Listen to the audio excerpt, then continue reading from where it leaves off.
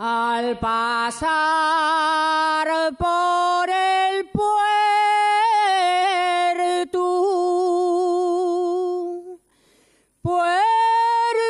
Payares, me encontré con un viejo guindando vaques. Yo como era tan viejo, le pregunté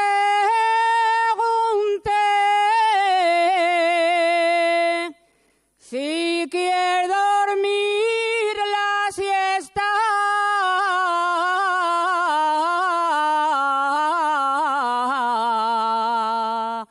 Yo guindaré.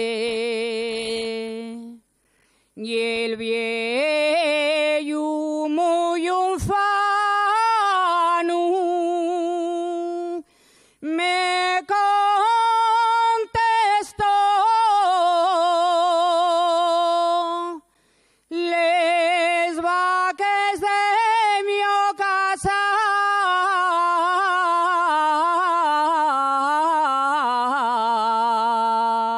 guindoles yo. Molinera, molinera, que descoloriatas desde el día de la boda no deseaste de llorar.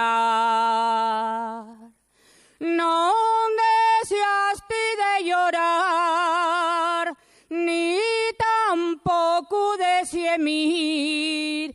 Molinera, molinera, de pena vas a morir. Molinera, molinera, de pena vas a morir.